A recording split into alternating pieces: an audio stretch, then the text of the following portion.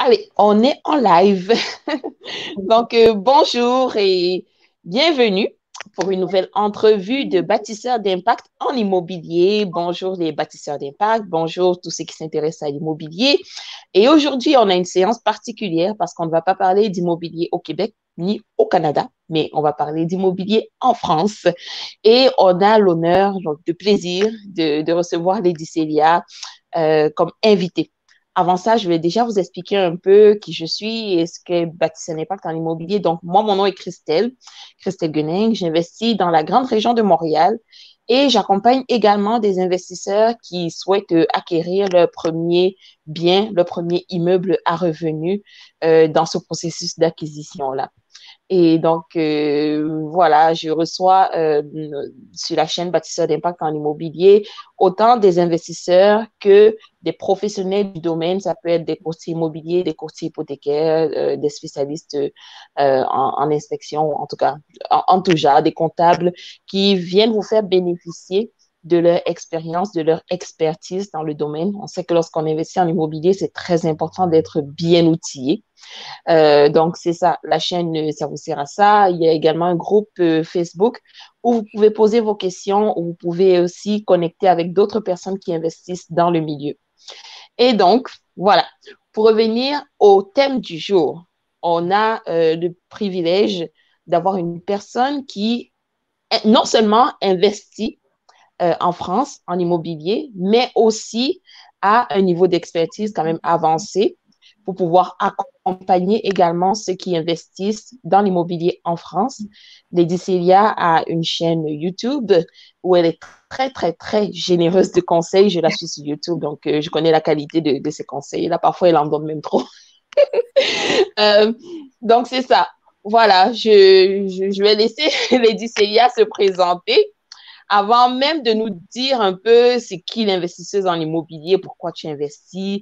Dis-nous un peu pour qu'on sache c'est qui est derrière l'investisseuse en immobilier, qui est Lady Célia. Bah déjà, merci beaucoup pour ton invitation, Christelle. Bonsoir à tous. Ravie d'être parmi vous ce soir pour échanger sur une thématique qui me passionne particulièrement, donc l'immobilier. Alors, pour me présenter rapidement, je suis Lady Célia, j'ai 34 ans. Moi, je suis arrivée en France en 2008, je crois bien, pour des études supérieures. Donc, j'ai eu un diplôme d'ingénieur en génie électrique. Donc, je suis salariée, d'accord? Je suis OK. salariée, je suis ingénieure d'affaires dans la production d'énergie nucléaire. Et de l'autre côté, je suis investisseuse aussi. Mais avant tout, je suis aussi maman de 2 garçons, d'accord? Oh. Et je suis mariée. Wow, ça fait beaucoup de casquettes, ça. OK, salarié à temps plein, j'imagine. Salarié à Salariée, temps plein. mais plus pour longtemps. Et voilà, mais plus pour longtemps. Investissez dans l'immobilier, mère de famille, femme mariée. Et dans tout ça, tu trouves quand même le temps de dédier ton temps et ton énergie aux personnes qui souhaitent faire comme toi, investir en immobilier. Oui, Wow. oui, bah en fait, c'est beaucoup, tu le sais, je pense, c'est beaucoup d'organisation. Beaucoup, tout est millimétré. On a un peu des militaires là dans nos journées, tout est casé pour justement pouvoir se dégager du temps, hein, optimiser son temps en fait. On apprend vraiment à optimiser le temps, à aller à l'essentiel et puis à s'organiser en fait pour trouver un peu de place pour faire tout ça en fait. Donc voilà, Wow. je gère comme ça. OK. Oui, je sais ce que ça prend à peu près, mais félicitations déjà pour tout ça. Merci. Et donc, voilà, comment est-ce que tu as choisi l'immobilier? Pourquoi? Pourquoi? Parce que j'imagine qu'il y a plusieurs types d'investissements qui se sont offerts à toi à un moment donné ou à un autre, plusieurs choix. Oui, alors comme je te disais, hein, moi je suis salariée depuis pas mal d'années maintenant.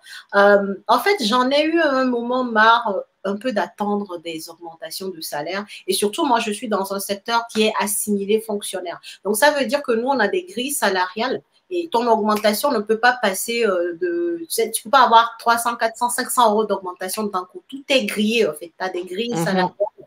et donc, et en plus, il y a l'ancienneté qui compte, il y a beaucoup de choses. Enfin, bref. Donc, en fait, finalement, tu as des augmentations tous les 2 ans si tout va bien et c'est peut-être 100 euros, 150 euros. Et quand tu commences OK. à avoir des enfants, en fait, tu comprends que ça va pas aller, quoi. Il va falloir trouver d'autres sources de revenus. Donc, moi, c'était vraiment parti sur la frustration que j'avais par rapport aux augmentations de salaire qu'on me donnait. Si, d'ailleurs, on me le refusait pas, parce que ça arrive des fois quand tu demandes l'augmentation, on te refuse. Donc, bref. Donc, ça a commencé comme ça. Je me suis dit, là, franchement, cette sensation de frustration, là, j'en veux plus. Il va falloir que je trouve un autre moyen de pouvoir gagner plus d'argent, en fait, de pouvoir avoir plus de revenus et surtout pour gagner en sérénité financière. Parce que derrière tout ça, il y avait ce côté de se dire, voilà, je veux, quand je regarde mon compte, ne plus stresser et me dire que j'attends mon salaire parce que, voilà, tous les mois, c'est le salaire ou rien. Voilà, cette sensation-là, je n'en veux plus. Donc, ça a commencé comme ça. Dans un premier temps, je ne me suis pas tournée vers l'immobilier. Je suis allée vers le dropshipping. J'ai commencé. Ah oui, toi aussi, tu as eu la piqûre du e-commerce à un moment donné. C'est pas totalement parti, mais justement, quand tu fais les expériences, tu sais que quand tu vas reprendre, tu feras autrement et mieux.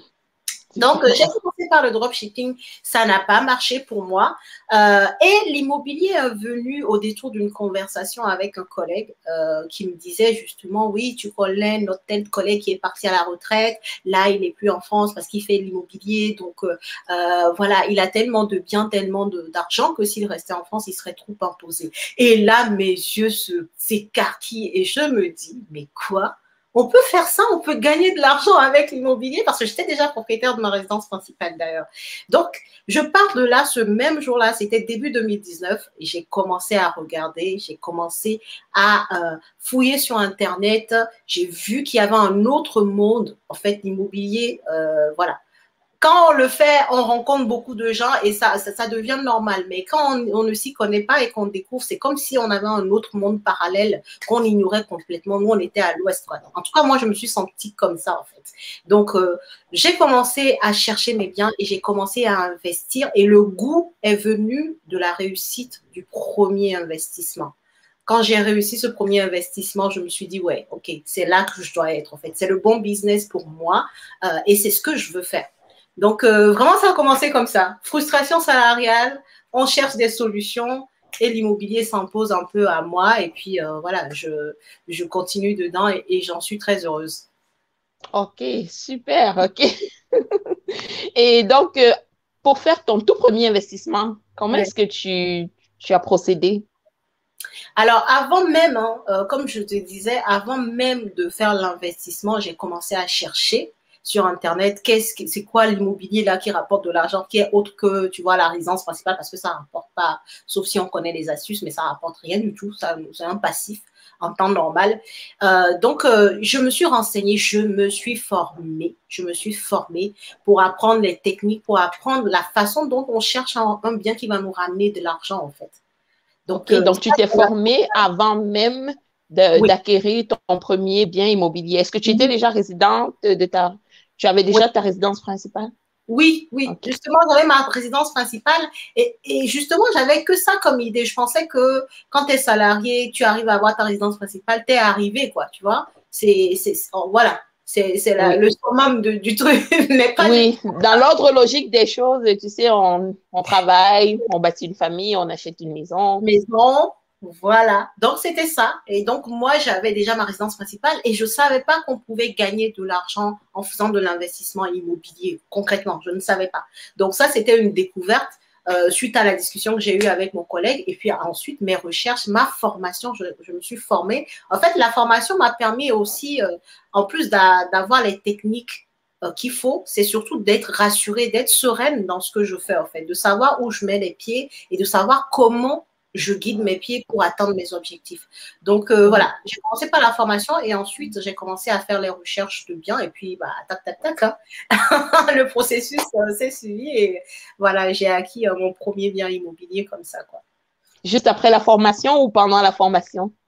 Non, après la formation. J'ai suivi la formation Nice. jusqu'au bout. Par contre, ce que je faisais, parce que très souvent, quand tu fais une formation, tu as des exemples, tu as des choses qui te permettent, en fait, de mettre en application tout de suite. Parce qu'on te dit, quand tu vas sur tel site, il faut faire ça, ça, ça, ça. Donc, logique, quoi. Normalement, un bon apprenant fait les gestes, en fait, mime le formateur pour être sûr d'avoir compris. Donc, ça, je faisais des recherches, mais je me concentrais vraiment sur la formation pour la finir tranquillement, bien assimiler les choses. Et ensuite, je suis passée à l'action. C'est ça. En fait, tu pratiquais ce qu'on t'apprenait en formation. C'est ça.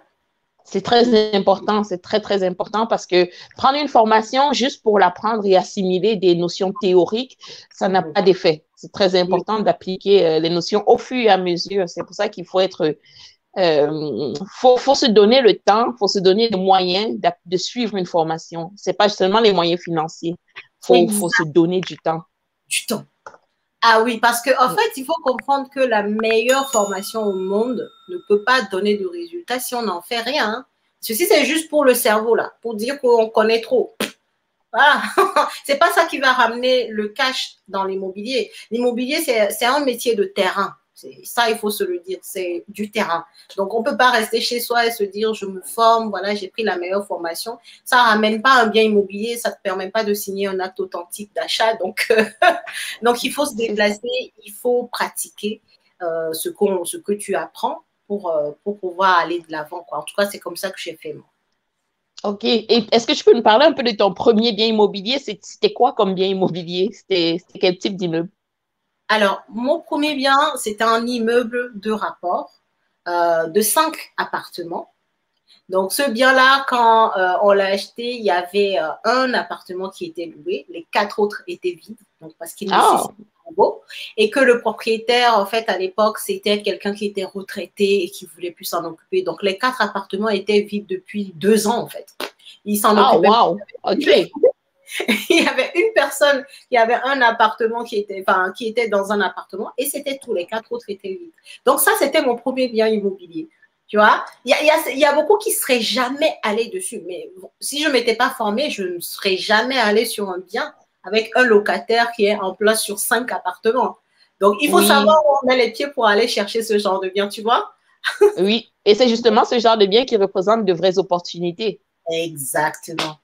Exactement. Le bien où tout est nickel, les travaux sont parfaits, les locataires sont en place ne peut pas être une bonne affaire. Ça, il faut pas Ce se n'est pas mentir. souvent rentable. Voilà. Ça peut pas être rentable. Enfin, c'est logique, en fait. Il faut avoir quelque chose à apporter au bien pour pouvoir l'acheter moins cher. Sinon, elle Mhm. va valoir son prix, ce qui est normal. Hein, ce qui est normal. Exact, exact. Et quand ça vaut son prix, parfois le propriétaire, ben, il le garde tout simplement. Je veux dire, Tout si simplement. il n'y a pas de... Oui, il faut chercher des opportunités d'optimiser le bien. Mais, Exactement. OK, ça c'était pour ton premier bien. Mais par la suite, comment tu as fait pour multiplier tes acquisitions? Alors, le secret pour pouvoir multiplier les acquisitions, c'est toujours de trouver des biens rentables pour ne pas plafonner le taux d'endettement. Parce que tout se joue sur le taux d'endettement, hein, surtout pour les premiers biens. Bah oui, le banquier nous juge sur le taux d'endettement. Donc, quand tu commences dans l'immobilier et que tu as la vision de multiplier tes biens, il faut absolument que les premiers biens soient très rentables. Ça te permet, un, toi, d'être en confiance, deux, de mettre en confiance ton banquier, et trois, d'avoir un peu de mou sur ton taux d'endettement, parce que c'est ça qui nous régit en France. Hein. Ici, maintenant, depuis de janvier 2021, le taux d'endettement est plafonné à 35% de nos revenus. Tu vois? Mhm. Donc, quand tu es dans cette limite, OK, tu y vas, mais une fois que tu atteins les 35%, des fois, tu peux dépasser parce qu'aujourd'hui, je suis à 36%. On m'a financé quand même sur le dernier bien, mais justement parce que j'ai déjà prouvé quand même que je sais acheter, que voilà, il y a de l'argent qui rentre tous les mois. Il n'y a pas que mon salaire, tout va bien. Donc voilà, Mhm. le risque est maîtrisé. D'accord? Donc, Mhm. du coup, j'ai pu multiplier mes biens comme ça parce que le premier a été rentable et après, les autres aussi sont très rentables. OK, OK, parfait. Et donc là, tu parles de rentabilité. Concrètement, là, quelqu'un qui se demande, comme toi, je t'étais demandé, tu ne savais pas avant qu'on pouvait gagner de l'argent grâce à l'immobilier. Quelqu'un qui se demande comment est-ce qu'on gagne concrètement l'argent grâce à l'immobilier? Mhm. Comment c'est possible? Alors, comment est-ce qu'on gagne l'argent avec l'immobilier? En fait, le processus, il est très simple. Hein. Le processus, il est très, très simple. En gros, tu prends un bien, que ce soit un appartement ou une maison, peu importe. Un parking même. On peut faire de l'argent avec les parkings aussi. Tu prends un bien immobilier, tu l'achètes à un certain prix, d'accord?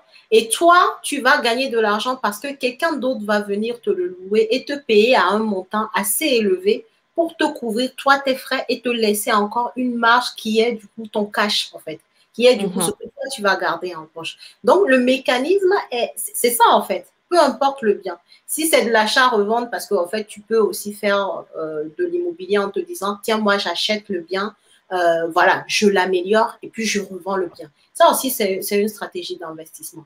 Pareil, dans ce cas aussi, tu achètes à un certain prix, tu donnes de la valeur au bien et toi, tu vas tout faire pour que quelqu'un d'autre vienne te l'acheter à un prix qui te permet de vraiment rentrer dans tous tes frais et même te laisser un surplus qu'on appelle la plus-value.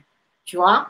Donc, tu as ces stratégies-là. En fait, gagner de l'argent avec l'immobilier, c'est très simple. Tu mets à disposition de quelqu'un un bien pour lequel il va te payer.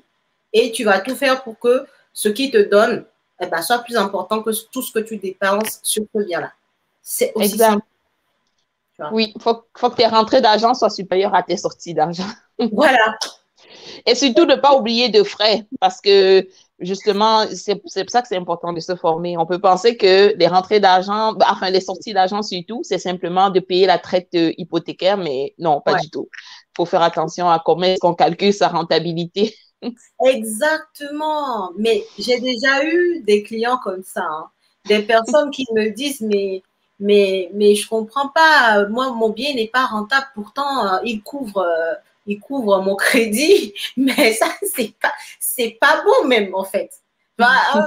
Non, il faut chercher beaucoup plus que ça parce que il n'y a pas que le crédit immobilier, il y a d'autres frais. Ici en France, il y a la taxe foncière, il y a d'autres frais que tu peux avoir sur le bien. Donc, il faut se former au moins pour avoir voilà, la panoplie de tous les frais. Des fois, ce n'est pas des frais qui sont hyper importants, mais par contre, il faut que toi, dès la période où tu commences à chercher ton bien, que tu connaisses tous ces frais-là pour les mettre dans ton calcul de rentabilité et au moins savoir à quoi t'attendre, tu vois. Donc c'est ça, quoi. Et pour finir sur comment gagner de l'argent avec l'immobilier, ce qui est top avec ce business, clairement, parce que pour moi, je l'appelle un business. Ce qui est top avec le business de l'immobilier, c'est qu'en fait, tu mets à disposition de quelqu'un un bien que tu as acheté, pas avec ton argent, avec l'argent de quelqu'un d'autre, donc avec l'argent de ta banque. Tu achètes le bien avec l'argent de ta banque. Tu payes du coup la banque avec l'argent de quelqu'un d'autre qui te permet même de garder un peu dans ta poche. En fait, toi, tu es un intermédiaire, quoi. Un intermédiaire qui prend ça comme tous les mois, mais quand même, c'est une boîte. Exact. C'est ce qu'on appelle l'effet de levier, hein. Genre, c'est un principe de base dont on bénéficie dans les pays où le système bancaire est quand même avancé, où on peut obtenir facilement, où on peut obtenir du crédit, tout simplement. Et ça, c'est quelque chose qu'il faut s'en servir. Il faut s'en servir au maximum. Bon, quand même, sans être trop endetté. De toute façon, les banques contrôlent pas mal ça. Ils contrôlent le taux d'endettement. Ils ne vont pas vous faire être endetté à 80%. Non. Mais il faut en abuser tant qu'on peut. Il faut l'utiliser. Et c'est ça, en fait. Moi, ma devise, c'est tant qu'on me prête de l'argent, eh ben, j'emprunte de l'argent. C'est tout. Tant qu'on m'ouvre le robinet, eh ben, je puise mon eau, puisque ça me sert bien. Donc, voilà. Mais il faut connaître, en fait. Tout le monde ne rentre pas en bac et puis on lui prête de l'argent comme ça, hein, pour l'immobilier. En tout cas, ceux qui connaissent la France, les banques sont des gestionnaires de risques. Elles ne donnent pas de l'argent à tout le monde, ce qui est normal. Mais quand tu connais les bonnes techniques, voilà quoi. Tu te fais financer et financer et financer. Donc en fait, c'est tout un cercle vertueux, mais il faut rentrer dedans et surtout connaître les règles du jeu, comme dans toute chose, connaître les règles du jeu. Absolument, absolument. Et quelque chose que j'ai appris aussi de la France, c'est que la relation avec son banquier est très importante. Il faut savoir comment les approcher. Ce n'est pas comme ici où c'est, enfin, jusqu'à un certain niveau d'investissement, c'est assez mécanique. Si tu respectes certaines conditions, ton scoring, tu as tel scoring, tu as tel ratio d'endettement, tu as telle chose, c'est mécanique, tu as le financement. Mais en France, il y a cette portion vraiment relation-là qui est très, très importante, même dès le début quand on commence, parce que apparemment, c'est le banquier qui a le dernier mot. Oui, c'est ça. Et justement, et malheureusement, en fait, on peut tomber sur des banquiers qui n'en ont rien à faire, quel que soit le profil. Il y a de l'humain derrière, en fait. Donc, c'est pour ça que des fois, il y a des gens qui me disent, oui, mais moi, mon banquier m'a dit que je ne suis pas finançable. Oui, mon banquier m'a dit qu'il fallait que je donne, je ne sais pas moi, 40% d'apport pour le bien. Mais je dis, OK. mais mon banquier, s'il est le seul en France. Il n'est pas le seul en France. Il faut savoir aller voir ailleurs parce que justement pour ces problèmes de personnes. Parce que des fois, dans la même banque, tu prendras un autre conseiller et ben il va te financer. Mais comme c'est le tien, il est comme ça. Et il va te dire que c'est pas bon. Et si tu n'es pas ouvert d'esprit, si tu n'as pas compris justement les règles du jeu, que dans ces cas-là, il faut faire autre chose. Il faut aller voir ailleurs. Il faut trouver la Exact. solution ailleurs. Bah, tu vas te dire que tu n'es pas finançable, que toi, les banques ne te font pas d'emprunt et donc tu ne vas pas pouvoir réaliser tes objectifs immobiliers. C'est dommage, tu vois. Donc, C'est c'est pour dommage. ça, encore une fois, c'est la formation, quoi. Avoir le Exact. cran d'aller voir ailleurs, de se dire que c'est pas la seule banque et c'est même pas le seul conseiller en France. Donc, je vais aller voir ailleurs parce que certainement, son mot n'est pas le dernier mot des autres. Tu vois? Mhm. Donc, Mhm. voilà, il faut aller, quoi. Il faut aller. Oui, beaucoup de personnes s'arrêteraient au premier non. Et C'est ça. pourtant, justement, ça ne sera ni le premier ni le dernier. De toute façon, même quand tu as déjà investi et que tu veux continuer, parfois, tu auras des non. Tout à fait. Donc, Et c'est... je vais même te raconter.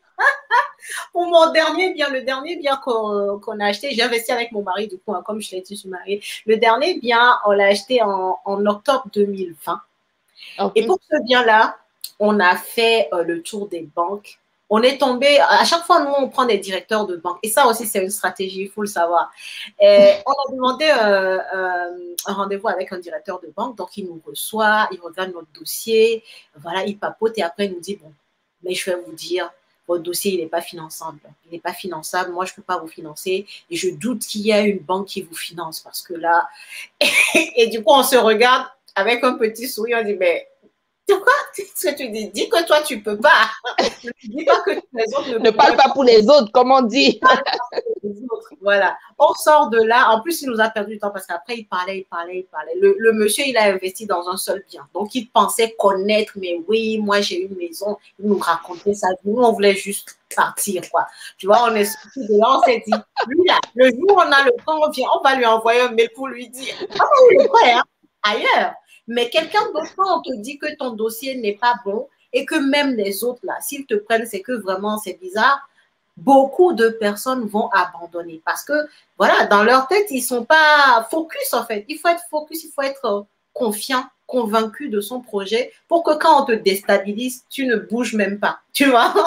C'est un peu ça. Exact. Donc, tout ça, c'est la formation, c'est l'expérience. Et nous, on a eu notre prêt ailleurs. Ben Et pourtant, voilà, c'était un directeur félicitations. de finance, tu vois. Donc, Et c'est pourtant, c'était en pleine pandémie, hein, avec les règles qui se sont resserrées aussi. tout à fait, tout à fait. Mais on a eu notre financement, on a signé l'acte authentique le 31 octobre 2020. Et donc, voilà, c'est un patrimoine, un nouveau bien qui arrive dans le De patrimoine. plus. De plus, on continue. Et on continue, il ne faut pas s'arrêter. Bravo. Et par rapport aux techniques, tu sais, il y en a plein, plein, plein, plein, plein. Le but, ce n'est pas qu'on passe à travers toutes les techniques là pour investir en immobilier. Il y en a vraiment des centaines, sans exagérer. Il y a tellement de façons d'investir. Mais c'est quoi les plus communes avec lesquelles les gens commencent généralement? Alors, les plus communes, tu as, le classique, hein, c'est-à-dire tu achètes un bien que tu mets en location classique à l'année. Donc, à l'année, c'est que tu as meublé le bien et que tu le mets à disposition de ton locataire. Ou sinon, il y en a d'autres qui font le plus basique des basiques depuis que le monde est né. C'est en gros un bien en location nue. En nu, ça veut dire que, en fait, c'est des beaux 3 sur 3 ans. Par tacite reconduction. Et donc, du coup, tu loues en Oh, foncier. excuse-moi de te couper, hein. J'avais des questions ici, on va revenir là-dessus après. Désolée, je n'avais pas vu vos questions, mais on va revenir sur vos questions. Donc, posez-les, allez-y, n'hésitez pas. Pas de Vas-y. souci. Donc, je disais, oui, il y a vraiment ces deux façons classiques-là de faire de la location nue, d'accord, sur un bail 3 ans, ou sinon de la location meublée classique à l'année. Tu vois, ça, c'est les formules les plus communes. Maintenant, il y a d'autres formules qui te permettent d'aller chercher plus loin de la rentabilité. Ça, je peux le dire aussi, au moins une, au moins une. C'est au lieu de, tu vois, par Ok, exemple, donne un petit bonus. un seul bonus. Au lieu de prendre un grand appartement qui fait 60 mètres carrés, qui a 3 chambres, tu loues à une famille, eh bien, tu te décides, non, moi, je ne fais pas ça. Je vais louer chambre par chambre. Donc, on fait de la colocation. Et ça, tout de suite, tu vas voir que ton loyer ne va plus ressembler au loyer de quelqu'un qui loue à une famille. Tu vois. Donc, tout de suite, ta rentabilité est autre. Et c'est aussi une technique de se dire, des fois, en fait, il y a des bonnes affaires, mais que l'œil des connaisseurs seuls savent reconnaître. Tu vois, il y a des biens, les gens, tu vas voir ça traîne, les gens ne prennent pas parce qu'ils ne savent pas regarder ce qu'on peut en faire de bon derrière.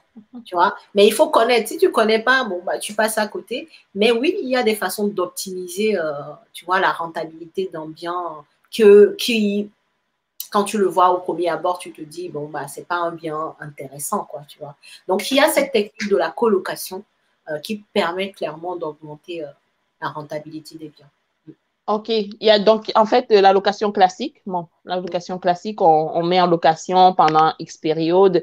La colocation, il y a Ouais. l'achat-revente aussi.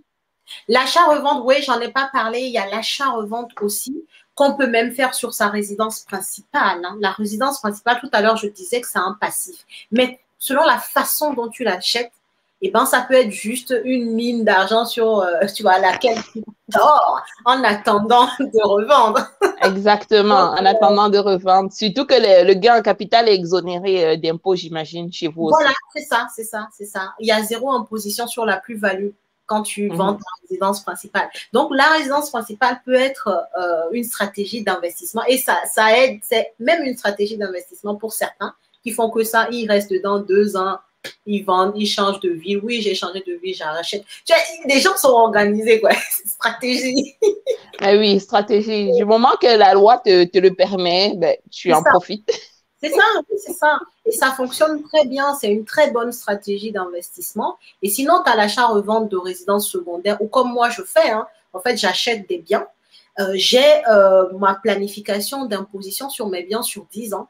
Donc, je sais à quel moment je vais les revendre. Tu vois, il y a des biens que je sais déjà que je vais revendre. Donc, je fais du locatif, mais ensuite de l'achat-revente. Et je sais déjà que je vais gagner de l'argent parce que c'est des biens que j'ai améliorés.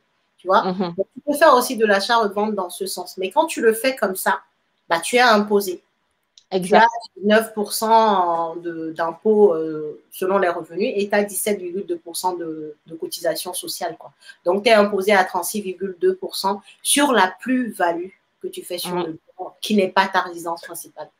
OK, ce qui peut être quand même assez élevé. C'est pour ça que c'est important de planifier. Tu as parlé de la planification fiscale. Ça, c'est très, très, très Très important. Parce que le but, important. oui, on peut se faire du cash flow à la fin de chaque mois, mais si après, lorsque tu vas disposer de ton bien, les impôts vont te ramasser complètement une bonne partie de ta plus-value, est-ce que ça valait la peine tous les efforts aussi que tu as mis dedans? Parce que on pense parfois que l'immobilier, c'est du passif, mais c'est de la gestion active. Là, à moins que tu ne délègues à une compagnie de gestion, c'est toi-même qui gères ton bien. Tu fais de la gestion et donc, il faut prendre en considération le temps et l'énergie que tu mets là-dedans dans la gestion de ton bien.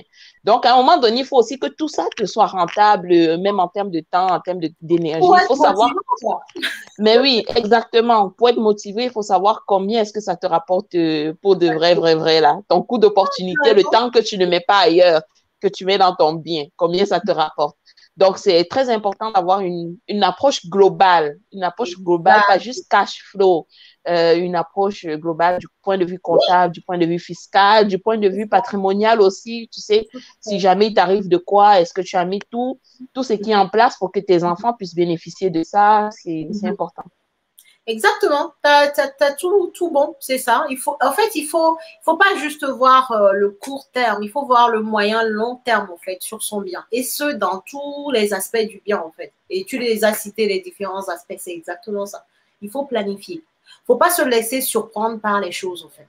Et ça, c'est Mhm. important. C'est pas un fait que pour l'immobilier, hein.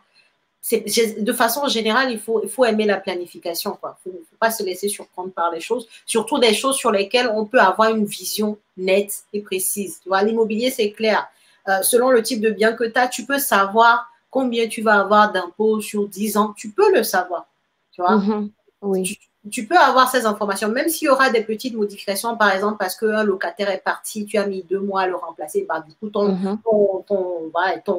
loyer sur cette année-là va pas être le même, donc ton impôt va fluctuer un peu, mais tu auras une vision globale qui sera assez proche de la réalité. Mais il faut le faire. Exact. Exact. Et même en termes de planification des travaux, c'est quand tu as cette habitude de bien planifier tes choses, même en termes de travaux, c'est pas tous les travaux que tu vas faire la même année. Il y a des travaux que tu sais que, OK, je les échelonne sur un certain nombre de temps parce que fiscalement, ça va m'arranger telle année. Tu vas pas faire comme tous tes travaux en une année pour avoir peut-être des avantages fiscaux et après, tu as trop de rentabilité, on te ramasse avec les impôts une fois de plus. Exactement. Ouais, c'est ça. Mais tout ça, c'est parce que tu t'es formé et tu sais exactement toutes ces choses-là, en fait. Mais quelqu'un qui déboule, parce qu'il y a des gens comme ça, hein, quand tu leur dis, oui, j'ai tel nombre de biens, ça me rapporte tel montant par mois, ils te disent, ah, moi, je ne suis pas sûre, hein, parce que moi, j'ai essayé l'immobilier, c'est pas ça. Oui, mais toi, essayé comment? Comme nos grands-parents, là, tu as pris un bien juste pour dire, OK, ça va enfin, j'aurai fini de payer à ma retraite. Bah, quand tu fais ça, non. Ça, c'est pas la logique. Quand tu veux être investisseur rentable, tu penses pas comme ça, hein.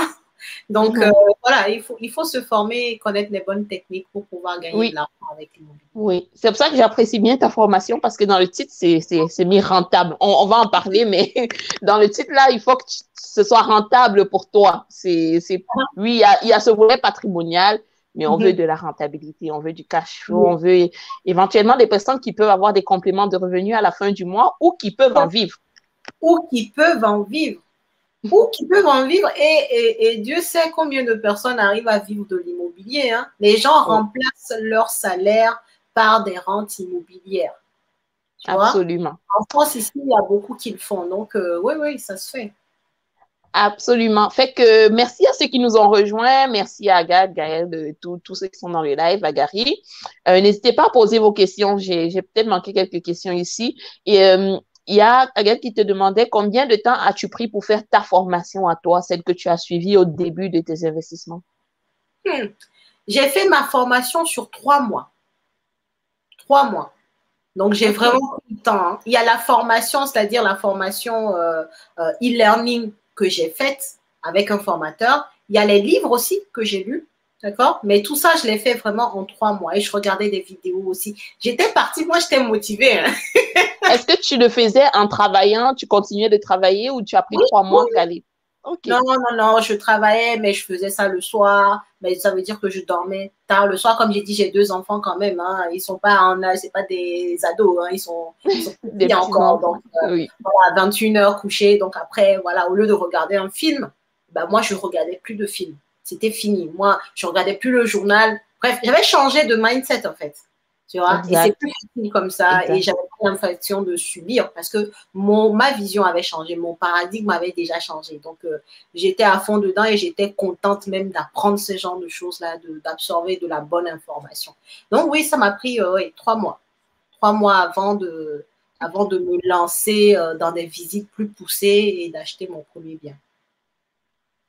OK, super. Et j'ai une autre question ici.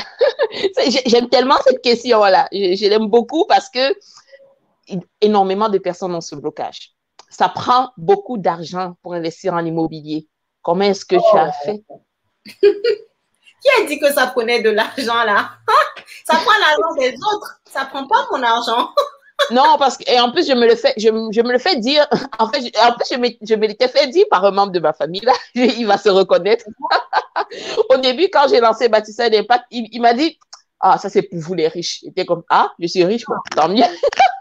Non, mais Il dit, ça c'est pour vous les riches. Ben non, pas du tout. Mais pas du tout. Ça prend de l'argent de la banque. Et Dieu merci que les banques ont ce. C'est pour ça que j'aime l'immobilier, en fait. C'est le business où, en fait, tu mets pas beaucoup de capital. Bah, tu fais un business qui va te ramener de l'argent, qui constitue en même temps un patrimoine transmissible. Mais au départ, eh ben, c'est de l'argent de quelqu'un d'autre. Donc, c'est l'argent de la banque. Tu n'as pas besoin d'être riche. Les gens qui achètent l'immobilier, même les plus grands noms qu'on connaît, ils n'achètent pas cash. Sinon, ça n'a aucun intérêt. Il faut profiter de l'effet de levier bancaire. Et l'immobilier, c'est le seul secteur, jusqu'à preuve de contraire, où tu peux investir comme ça avec l'argent de la banque. où elle ne te demande pas énormément de contrepartie. C'est le seul secteur. Donc, les gens qui n'en profitent pas aujourd'hui, quand tu lui apportes un projet rentable, elle te suit. Voilà. Quand tu lui apportes un projet rentable, tu lui montres que tu n'es pas un profil à risque. Ça aussi, il faut le dire. Les gens qui sont en découvert tous les mois, vous n'intéressez pas la banque. C'est comme ça. Non, mais c'est normal. Quelqu'un qui veut venir faire un business avec toi, tu vois que la personne même elle ne sait pas gérer ses sous. Est-ce que tu vas vouloir ses propres finances? C'est ça, en fait. Mais quand tu as le bon profil, et que tu ramènes un bien rentable, des fois, même quand tu ne ramènes pas un bien rentable, le premier bien, la banque va quand même te suivre parce que tu as un bon profil. Tu vois, exact. Et que tu rentres dans les cases de, on a dit le taux d'endettement, tout ça, tu rentres dedans. Même si le bien n'est pas rentable, la banque peut te suivre parce que tu as un bon profil, parce qu'elle sait qu'elle peut compter sur toi pour combler ce déficit de rentabilité-là. Exactement. Exactement. Parce qu'en soi, on disait tout à l'heure, la résidence principale, c'est un passif. Et pourtant, les banques nous suivent. Tu vois? C'est un truc qui ne ramène rien, mais les banques te suivent quand même. Parce que déjà, tu as un bon profil, tu peux acheter, elle ne craint pas le remboursement, elle sait que tu vas rembourser ton crédit, donc elle te suit. Aujourd'hui, l'immobilier, ce n'est pas pour les riches, justement. Tout le monde peut le faire, mais encore faut-il s'y connaître. Oui, oui. Donc, ceux qui pensent qu'il faut d'abord ramasser un bon petit pactole là, ce n'est pas vrai. Ce n'est pas vrai. En fait, il faut investir sur soi, sur ses connaissances. Parce que ce que tu penses que tu dois mettre peut-être quoi, 10 000 euros, 50 000 euros de côté pour investir, peut-être tu aurais pris le 1/10 de ça, tu aurais pris 1 000 dollars, 1 000 euros, investi dans une bonne formation qui t'aurait rapporté, qui aurait comblé ce 50 000 que tu crois avoir de côté pour pouvoir acheter les biens. C'est ça, exactement. Et je vais te raconter une anecdote là d'un client. En fait, un de mes clients qui est venu me voir, il cherchait déjà, il était intéressé par l'immobilier depuis 3 ans. Ça, les premiers rendez-vous, quand tu entends que je m'intéresse à l'immobilier depuis 3 ans, moi, je suis là, genre, waouh, 3 ans et tu n'as pas encore acheté? Bon, bref, donc il était intéressé par l'immobilier depuis 3 ans. Il a regardé, il se formait par YouTube. Hein, voilà, le gratuit, il y a de bonnes choses aussi, mais ce n'est pas suffisant. Donc, il se formait comme ça et ensuite, il a commencé à regarder les biens et il me disait, mais moi, je ne trouve pas les rentabilités dont on parle dans les vidéos YouTube. Je dis, ouais, c'est sûr que tu ne vas pas trouver comme ça parce que sur YouTube, tu as la rentabilité, mais la personne ne t'explique pas à fond comment est-ce qu'elle fait. Mais non, parce que cette personne a dû payer pour se former. Fait qu'à un moment donné, si tu vas avoir elle peut te donner du gratuit, mais ça ne va pas te faire arriver à des résultats concrets. C'est ça, c'est ça. Mais malheureusement, c'est souvent ça. Les gens, ils voient le résultat, on leur donne le résultat et ils pensent que le chemin, c'est facile. Bon, si là, je vais me débrouiller pour l'avoir. Non, il faut avoir les techniques pour y accéder, quoi, pour avoir ce genre de résultat. Il faut savoir comment la personne a fait, tu vois. Et donc, bref, on a fait notre série d'accompagnement. On a fait ça sur 6 mois. Aujourd'hui, il est en train de signer sans compromis de vente pour un immeuble de rapport, 4 appartements, 600 euros de cash flow net par mois. 600 euros de cash flow net par mois qu'il attend. Est-ce que tu t'imagines? Il a attendu 3 ans. Imagine qu'il y a 3 ans, il avait payé quelqu'un pour l'accompagner. 600 euros fois 12, fois 3 ans. Là. Fois 3 ans.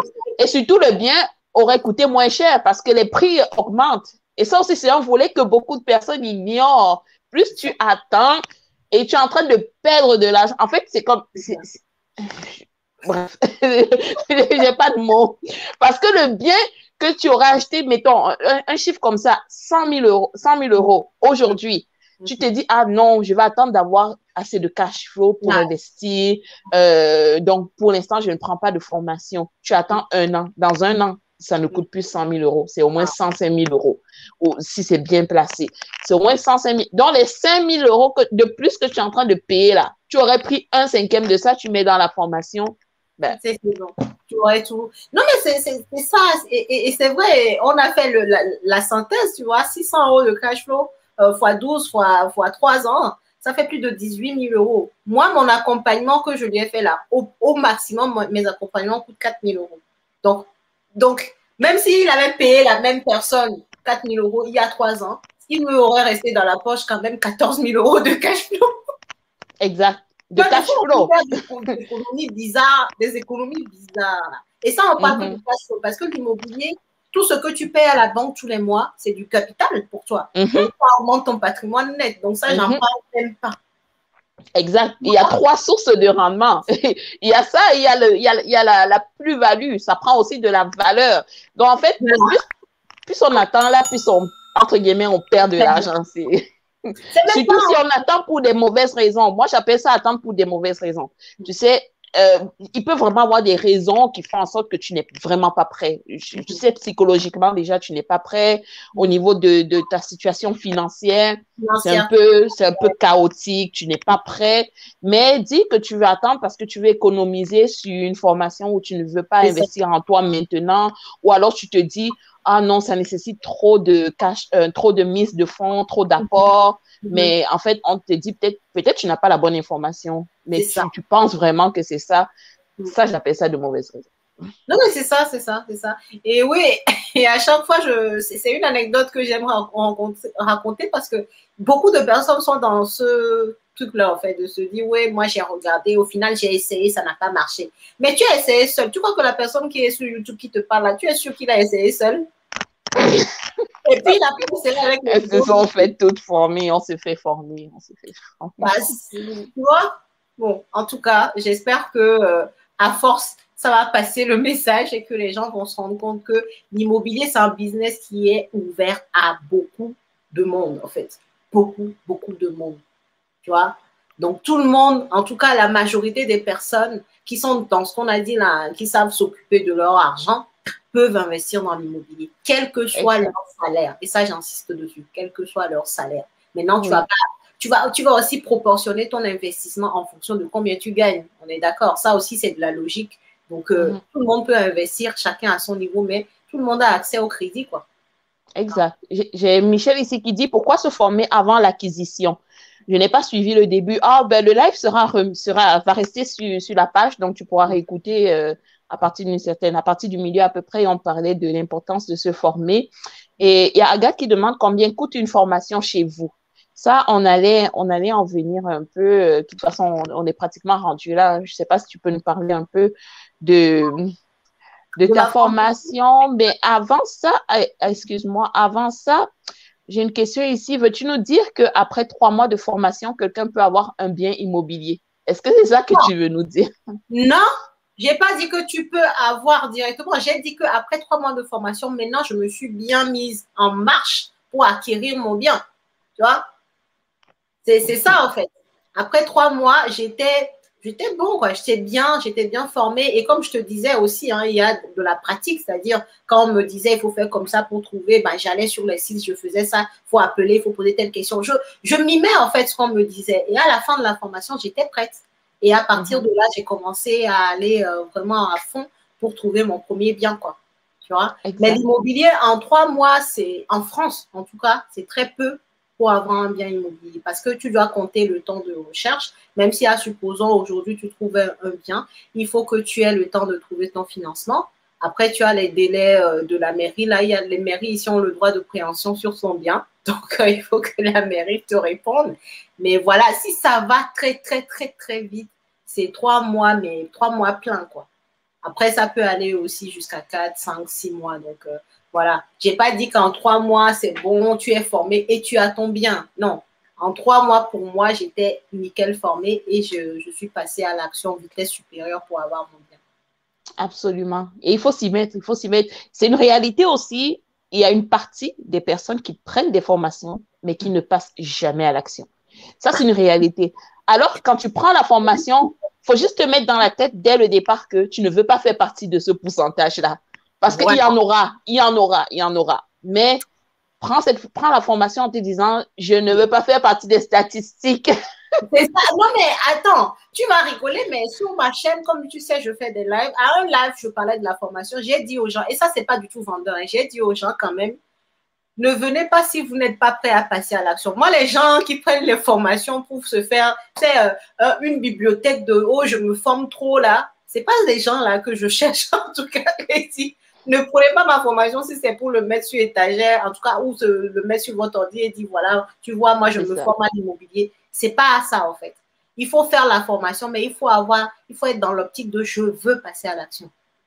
Tu vois, même nous, quoi, je veux dire, de façon générale, si tu apprends des choses et que tu ne les appliques pas, bah, un, tu vas oublier, et deux, ça ne va pas t'apporter de résultats. Tu vois? Exact. Donc, il faut apprendre, assimiler, appliquer. C'est tout. Apprendre, assimiler, appliquer. Mais il faut faire les trois, quoi. Il faut les faire. OK, super. Et donc, avant de passer à en dire un peu plus sur la formation, j'ai des listes ici qui demandent j'aimerais savoir c'est quoi les conditions de base pour être financé.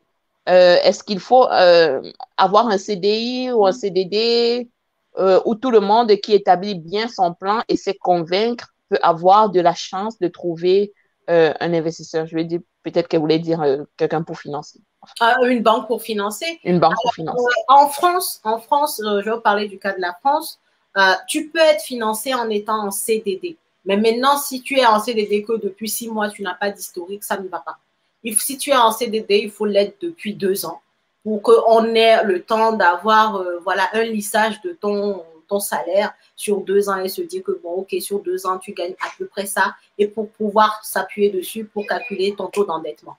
Si tu es en CDI, c'est le profil type qu'aiment les banques en France. Parce que le CDI, c'est le contrat à durée indéterminée. On se dit que tu as la sécurité de l'emploi. Bref, quand tu as le CDI, tu es dans les bonnes grâces de la banque. Mais si tu n'es pas en CDI, que tu sois en CDD, que tu sois à ton propre compte, tu peux être financé, mais non pas à la même vitesse si tu viens de commencer comme quelqu'un qui est en CDI. Le CDI, dès que tu finis la période d'essai, t'es bon, en fait.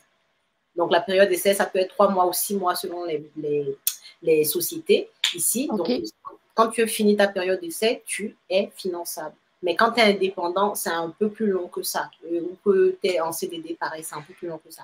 Maintenant, pour parler des autres conditions pour pouvoir être finançable, bah, il ne faut pas avoir des dépenses, des découverts, en fait. Il ne faut pas avoir des moins sur son compte.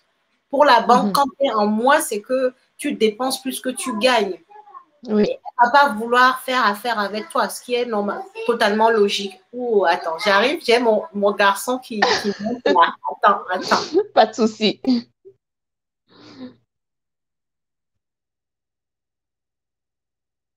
Donc, voilà, on va passer à travers vos questions. Ne vous inquiétez pas.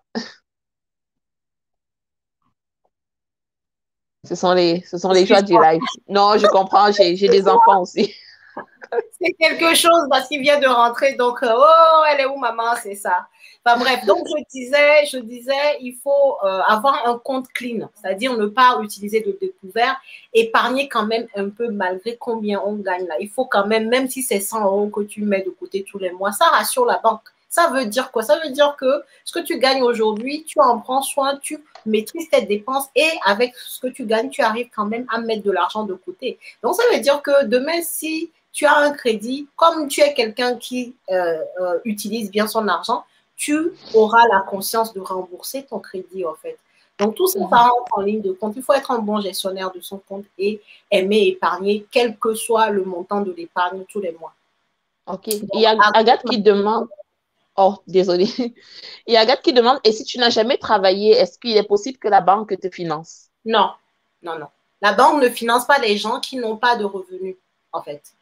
C'est-à-dire, je sais pas moi, tu n'as aucun revenu, sauf si, je sais pas, tu as eu un héritage à 5 millions d'euros et que tu demandes un prêt de 100 000 euros. Donc, dans ce cas-là, facile. OK. Ils savent que tu serais capable de l'acheter toi-même.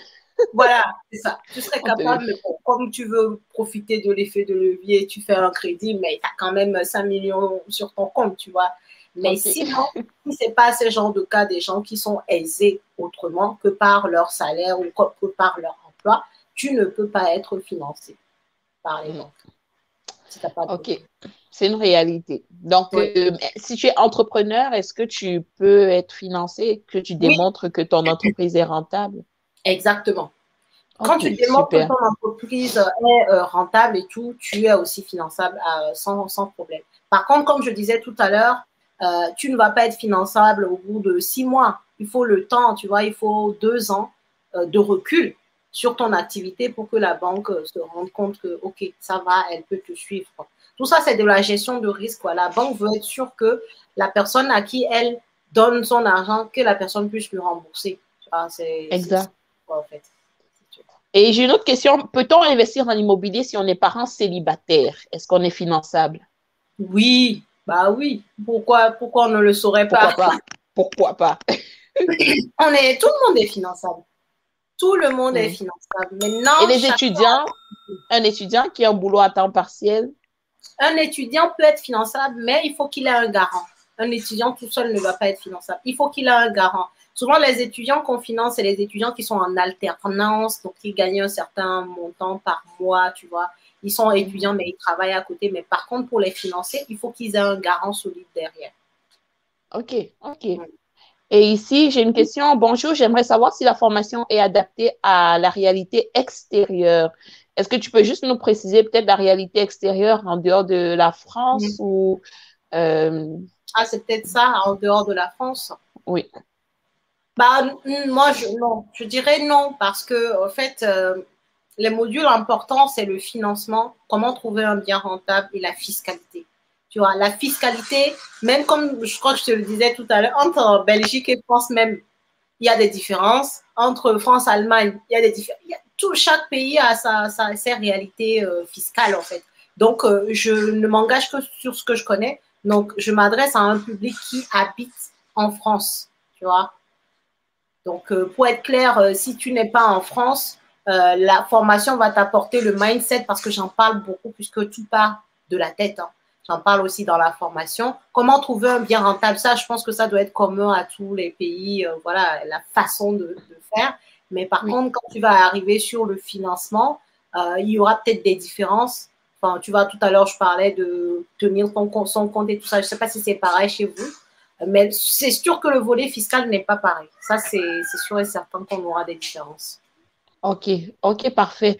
Et j'avais une question ici sur l'accompagnement. À partir de la fin de la formation, accompagnes-tu ton élève? Si oui, pour combien de temps? À partir de. Déjà, j'accompagne tout au long de la formation parce que dans la formation, il y a On va 12 déjà heures. parler peut-être de la formation. Hein. Depuis, Ouais, on l'aborde, mais on n'a pas parlé de ta formation. ouais, ok. Donc, ma formation, c'est démarrer sereinement en investissement immobilier rentable. Donc, ça veut dire que c'est une formation qui est adressée aux personnes qui veulent investir, qui sont des primo-accédants, des gens qui savent que l'immobilier, ok, c'est bien, j'entends les gens dire qu'on peut gagner de l'argent avec. Bon, je ne sais pas faire, donc je veux me former. Donc, vraiment, la formation s'adresse à ces personnes-là. Dans la formation, on aborde énormément de points. Vous avez à peu près 10 heures, une dizaine d'heures de formation qui s'étaleront sur 6 semaines pour que les gens aient le temps, module par module, comme je le disais, d'assimiler ce qu'ils apprennent. Donc, c'est une formation sur 6 semaines, totalement 100% en ligne. Donc, le soir, tu reviens, tu te connectes, voilà, tu peux avoir ta formation. Et avec, il y a un accompagnement sur 6 semaines, pareil aussi, 12 heures de séance de coaching de groupe. Donc, tu as 2 heures de séance toutes les semaines, en fait. Chaque semaine, il y a 2 heures de séance de groupe. Donc, du coup, sur 6 semaines, ça fait donc 12 heures de séance de coaching. OK. Dans la formation, on voit comment trouver un bien rentable. Concrètement, comment on fait. Il y a un truc qu'on appelle en France le VIP market. Ça, là, si tu n'es pas dans le domaine, tu ne sais pas ce que ça veut dire, ça c'est clair. Et pourtant, il faut le connaître. Ça, on le voit dans la formation. Comment on calcule la rentabilité? Comment est-ce que je peux me dire que ce bien-là, c'est un bien qui va me rapporter de l'argent? Ça, on le voit dans la formation. Comment je me présente en face de mon banquier pour qu'il me finance? Comment je présente mon dossier? Comment je monte un business plan? Ça aussi, beaucoup de gens lambda ne le font pas. Pourtant, en France, c'est très bien vu. C'est pas un truc compliqué, hein, parce que quand on dit business plan, les gens s'imaginent des trucs comme pour aller lever des millions d'euros. C'est pas ça. C'est des basiques, mais il faut les faire pour se faire bien voir, tu vois. Donc ça, on le voit aussi. Comment choisir ses artisans? Ça aussi, c'est un des points clés. Les artisans, Oui. quand on a des travaux. Donc ça, on le voit. On voit le volet fiscal. Comment faire en sorte que l'argent que tu gagnes avec l'immobilier ne parte pas dans les poches de l'État français, en l'occurrence. Donc ça, on le voit aussi dans la Oui. Et ça, formation. c'est très important. Et ce ne sont pas toutes les formations qui donnent, qui mettent l'emphase sur ce point-là. Ça c'est comme ça un peu que j'étais un peu découverte. C'est comme une spécialité que tu as, tu sais, accompagner sur le volet fiscal. Et Oui, c'est très important. très, très, très important quand on veut gagner. Parce que pour gagner les loyers, là, tout le monde peut savoir comment gagner les loyers. Une fois que tu as un bien qui est loué, oui, tu vas avoir des loyers. Mais comment faire en sorte que pour tes loyers soient la plupart du temps dans ta poche? Ça, tout le monde ne sait pas le faire et c'est pour ça que les gens se plaignent que oui, l'immobilier, ça rapporte rien. Parce qu'au final, à la fin de l'année, ils donnent la plupart de leur argent à l'État. Bah, c'est parce que tu n'as pas utilisé les bonnes méthodes, c'est tout. Mais il faut les Et connaître pour parfois, pouvoir les oui, utiliser. et ces bonnes méthodes, il y en a pas mal qui sont à appliquer avant même d'acheter le bien. C'est ça. Et c'est pour ça qu'il Il vaut y en mieux se a, former. ouais, c'est ça. En fait, il y en a même qui te dirigent vers un style de bien. Tu vois ce que je veux dire? Selon Mhm. ce que tu veux, tu vas te diriger vers un style de bien qui va t'amener ça. Mais ça, il faut le savoir, quoi. Il faut le savoir. Mais tu as très, très bien dit, avant même d'acheter le bien, il faut déjà avoir le volet fiscal qui soit bien clair dans la tête, quoi. Donc, tout ça, on le voit dans la formation. C'est une formation complète avec beaucoup de cas pratiques où les gens me verront en train d'appeler un agent immobilier, de poser des questions, en train d'analyser en direct un bien sur un site d'annonce immobilière. Et moi, c'est ça qui m'avait manqué dans les formations que j'avais faites parce que les gens t'expliquent comment faire, mais ils ne le font pas devant toi. Donc, Devant toi. tu as Oui. la théorie, mais ce côté, bon, il a dit ça, ça se passe comment? Là, tu vas me voir en train d'appeler un agent immobilier et lui poser des Mhm. questions. OK, si tu me Mhm. vois poser ces questions, tu sais que toi aussi, tu peux les poser. C'est pas sorcier. Tu vois ce que je veux dire? Mhm. Toujours le côté opérationnel, en fait. Quand les gens finissent la formation, qu'ils soient opérationnels, qu'ils puissent aller sur le terrain serein, pour pouvoir acheter leur premier bien. Donc, voilà, c'est ce que je peux dire sur la formation. En tout cas, on est déjà pas mal, on est un bon nombre. J'avais lancé la pré-vente, je crois qu'il y a 2 semaines. Oui. On est déjà une vingtaine de personnes dans le groupe. Donc, ça OK. va être top. Différents profils, différents âges des femmes, des hommes. Ça va être trop bien. Donc, la formation est encore disponible. Vous pouvez l'acheter si vous voulez. On va démarrer le 1er mai. Donc, le 1er mai, avant cette date, chacun aura les accès pour accéder à la formation en ligne. Et une semaine après, donc tous les vendredis, donc la première séance de coaching qu'on va faire, ça sera le 7 mai. Justement pour que les gens aient le temps de lire leurs modules qui seront débloqués la première semaine de mai. Donc, le vendredi 7 mai, et ben, on fera la première séance de coaching et on va continuer tous les vendredis sur 6 semaines. En fait. Et si les personnes ne peuvent pas être là pendant le coaching en live, est-ce qu'ils vont pouvoir écouter plus tard en Oui, en fait, différé? tu sais, maintenant, avec les applications, en fait, j'enregistre le live et Mhm. comme ça, les gens, après, ils pourront regarder, quoi. Donc, voilà. OK. Je suppose que tout le OK. monde n'a pas le temps au même moment. En tout cas, ce que je conseille quand même, et je l'ai déjà dit dans le groupe, les gens, l'idéal, c'est qu'ils soient là. Pourquoi? Parce qu'au moins, tu vas pouvoir poser tes propres questions. Tu vois, tu vas pouvoir poser tes propres questions pour avancer. Après, si les gens ne peuvent pas être là, il y a l'option voilà, de regarder en replay, en fait, le live et de pouvoir s'informer de ce qui a été dit en séance. OK, super.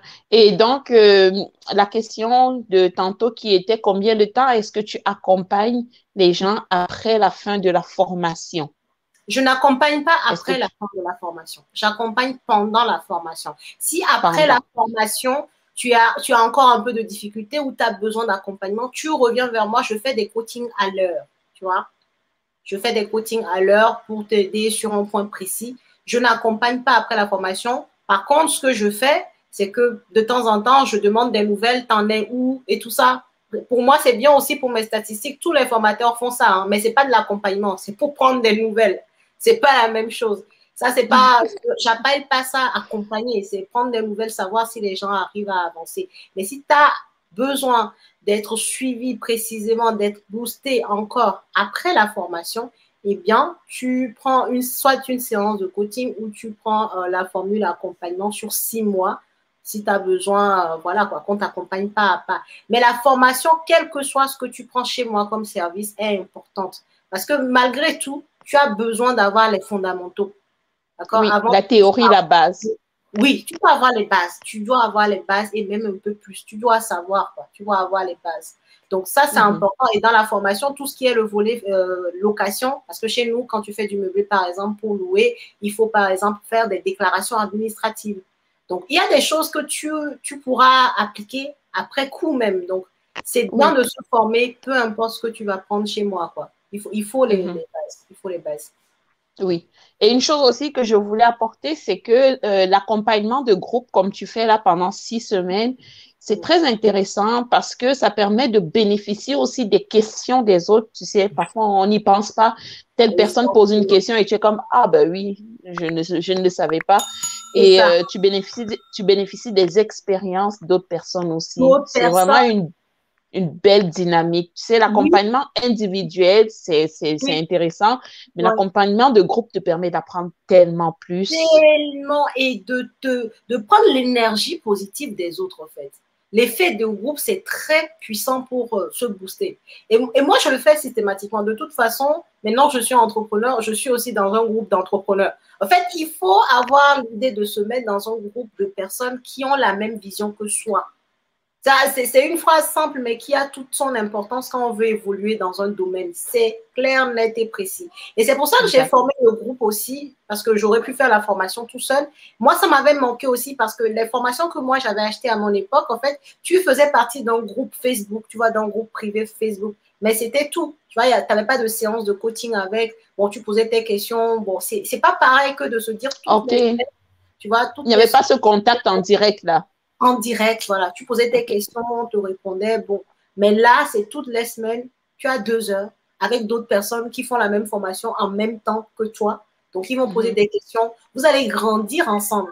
Et c'est une mhm. façon de créer son propre réseau aussi d'investisseurs immobiliers. Ça commence comme ça, Exact. hein. Donc, Exact. être dans un groupe de personnes qui ont acheté la même formation que toi, c'est que de toute façon, ils ont les mêmes objectifs, au moins la même vision que toi, tu vois. Donc, ça ne peut Mhm. que t'élever, en fait. Donc, c'est pour Exact. ça que, voilà, c'est pour ça que j'ai pris cette formule qui n'est pas courante, voilà, parmi les formateurs. Donc, bon, après, c'est ma signature. Je sais. Et tu sais aussi, les plus grosses formations à un moment donné, c'est que à un moment donné, quand tu développes ton business, oui, ça, je peux comprendre ce volet-là. Tu as tellement de personnes que ça devient un peu difficile de Non. suivre tout le monde en même temps. Donc, les gens deviennent un peu un numéro. Et Mhm. c'est pour ça que la formule que tu offres, je trouve ça très intéressant. Tu sais, pour quelqu'un qui veut débuter et qui a vraiment besoin d'être accompagné, c'est Mhm. une Mhm. opportunité à saisir parce que la plupart des Totalement. autres formations qui sont sur le marché, soit le prix Mhm. est encore accessible, mais Ouais. tu n'as pas cet accompagnement. Et quand tu as cet accompagnement, le prix est juste, oublie ça. Ouais. Non, mais c'est Le prix n'est plus accessible. non, non, non, le prix n'est plus accessible. Et de toute façon, même les prix de ma formation avec le coaching, là, ce n'est même pas le prix de juste la formation chez certains. Tu vois ce que je veux Oui, dire? oui. Mhm. Mais Et, encore une et, fois, les gens deviennent des marques. Bon, ça, il faut le comprendre aussi, hein. Le prix de tout aussi va avec la marque. C'est comme Louis Vuitton, on vous dit que c'est du luxe, donc tu payes la marque aussi. Donc, il y a des formateurs qui sont devenus vraiment une marque. Donc, leur formation coûte très cher. Moi, je n'ai pas encore oui. cette prétention. Donc, voilà. Et j'essaie aussi d'aider les gens parce que je sais qu'il y en a qui ont vraiment envie, mais qui n'ont pas des budgets assez élevés, quoi. Donc, même tu verras dans la formation, j'ai des facilités de paiement. Tu peux payer en 3 fois. Enfin, bref, pour aider vraiment les gens à pouvoir passer le cap et se former. OK. Et pour ceux qui se demandent quel est le coût de la formation, Envoie-leur le lien. Allez-y regarder. Soyez curieux. Allez oui, regarder. je vais Allez mettre un regarder. lien. Oui, je vais mettre un lien dans la barre de description, dans toutes les... Enfin, vous aurez le lien. Vous arrivez sur Voilà. ma page, vous aurez le lien qui va vous Ça. permettre d'accéder à la formation et qui vous donne un rabais. Donc, c'est ça la D'accord. surprise. Ça vous donne un rabais que vous allez pouvoir utiliser jusqu'à quelle date encore? Bah, je donne le rabais sur une semaine. Sur une semaine. Et puis, je pense que c'est suffisant. Des fois, hein, quand on est motivé, quand on veut passer à l'action, il faut y aller, quoi. Donc, je donne le Exact. rabais sur une semaine.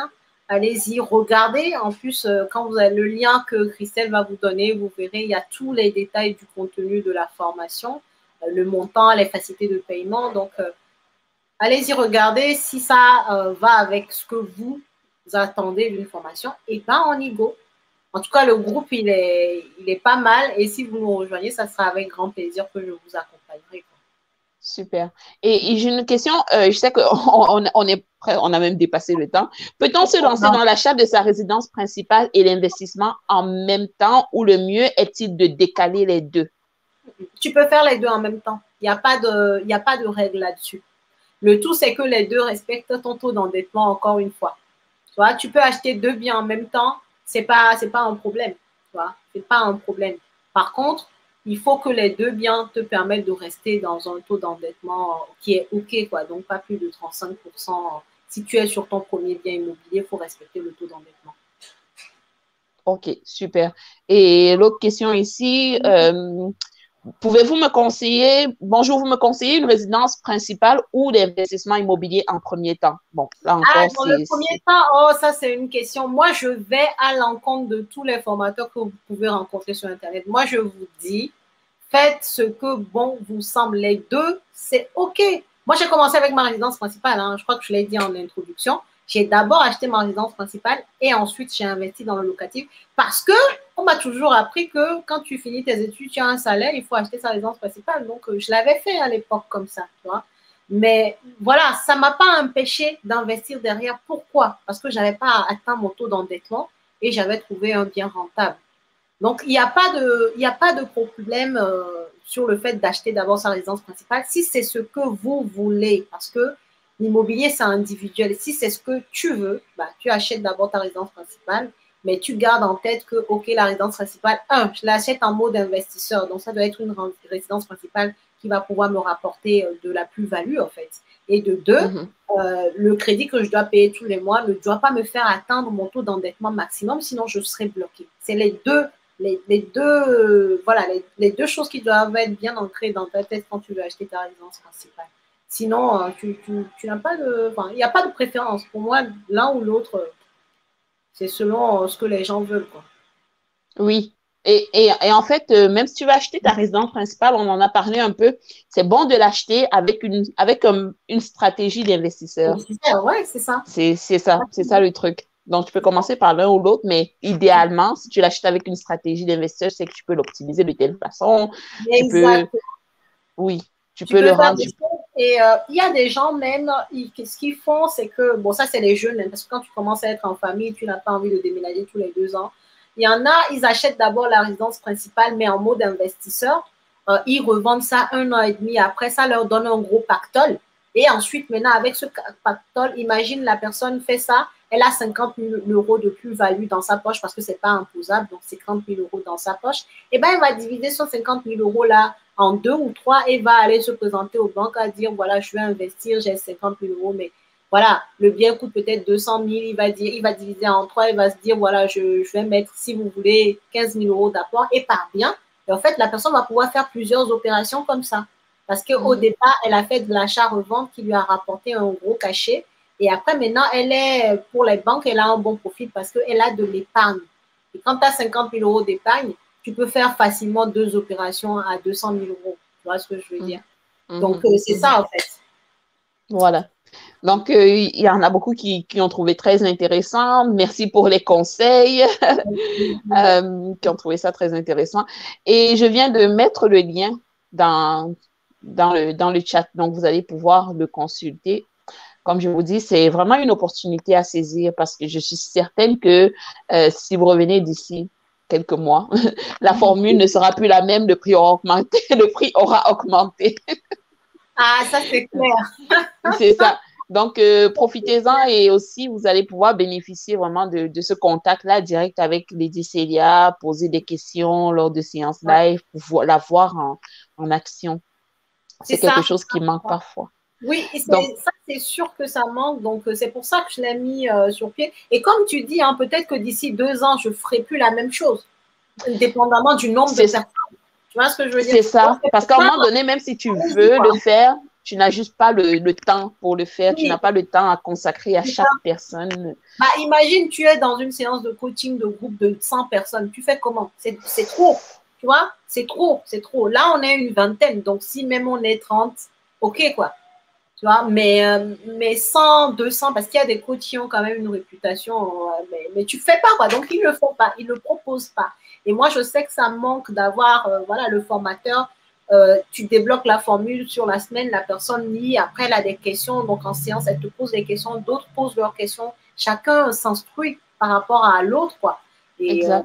Et franchement, c'est très efficace comme méthode. Voilà. OK, parfait. Donc, il y a Agathe qui dit, j'espère que c'est à un bon prix.